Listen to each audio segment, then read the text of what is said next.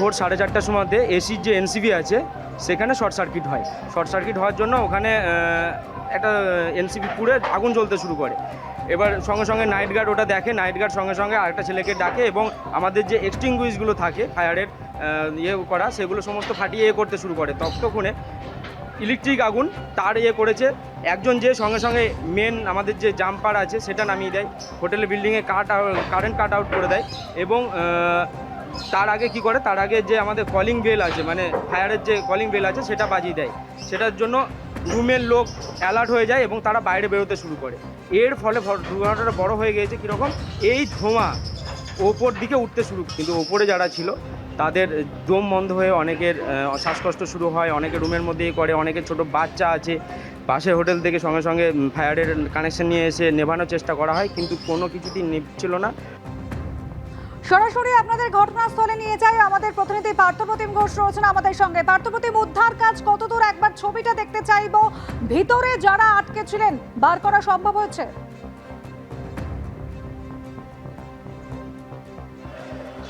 দেখো, উদ্ধার কার্য এখনো পর্যন্ত চলছে এবং এই মুহূর্তে সরাসরি সেই ছবি দেখতে পাচ্ছ। এটা হচ্ছে তারাপীঠে একেবারে মন্দিরের কাছে এবং তারাপীঠের যে থানা, সেই থানার একদম পাশেই এটা হচ্ছে এই হোটেল।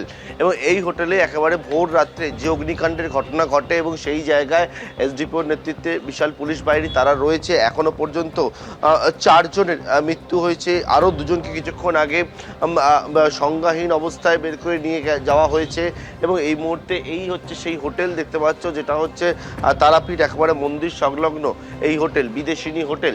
এবং যে হোটেলের একেবারে নিচের যে ফ্লোর রয়েছে সেই ফ্লোরে প্রথমে আগুন লাগে আজকে 4:30 নাগাদ, যেটা জানা যাচ্ছে।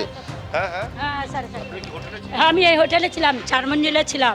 নিচে যখন ধোঁয়া উঠছে এত চিৎকার করছি, মানে কেউ আর করছে না। তারপরে দমকল এসে আগুন জল নিভাচ্ছে।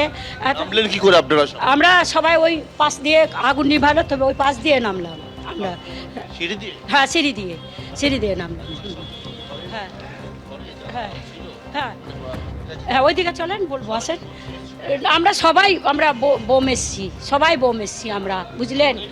অনেকটি ছিলাম ওখানে, আমরা সবাই আছি ওখানে। আমার লোকও পাওয়া যাচ্ছে না, অনেক লোক আছে, বুঝলেন? ওখানে অনেক লোক আছে, ওখানে লোক পাওয়া যাচ্ছে না। ওই যে ওখানে আছি, আমরা সবাই আছি। আসেন না, আমার সঙ্গে সঙ্গে আসেন। এবং ইতিমধ্যে আরও ছবিটা দেখাবো, বাইরের ছবিটা। আর দেখতে পাচ্ছ যে এখানে হচ্ছে দমকল পুলিশ তারা রয়েছে। আপনারা একেবারে মানে অক্লান্ত পরিশ্রম করছেন। এখানে একটা চ্যালেঞ্জ আছে যে ভেতরে যাওয়া, ইলেকট্রিক শর্ট সার্কিট। কি পরিস্থিতির মধ্যে পড়লেন এসে? না দেখুন, পরিস্থিতি তো একটা এ ধরনের ঘটনা ঘটলে একটু তো এরকম হয়েই থাকে। এটা একটা হয়েছে। এখন অনেক আমরা সঙ্গে সঙ্গেই একদম কয়েক মিনিটের মধ্যে এখানে পৌঁছে গেছি। আমরা চেষ্টাও করেছি আপ্রাণভাবে, আমরা অনেক রেস্কিউ করতেও পেরেছি। হ্যাঁ, প্রচুর আটকে ছিল, আমরা অনেককে রেস্কিউ। কেউ কি আটকে? না, এখন কেউ আটকে নেই। আমাদের ইনভেস্টিগেশন হয়েছে, আরও চলছে, এখনও আবার চলছে, আমরা আবার সার্চিং করছি। হ্যাঁ হ্যাঁ, তো এখন দেহ দেখুন, এইগুলো তো আমি বলতে পারবো না। আমরা এখনও বিভিন্ন জন ধরুন কাজ করেছে, তো এটা ক্যাজুয়ালিটি বলি আমরা।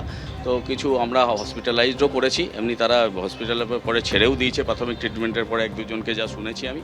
তো তাতে ঠিকই আছে, আমাদের সিনিয়র অফিসাররাও আসছেন স্পটে। এবিপি আনন্দ, এগিয়ে থাকে, এগিয়ে রাখে।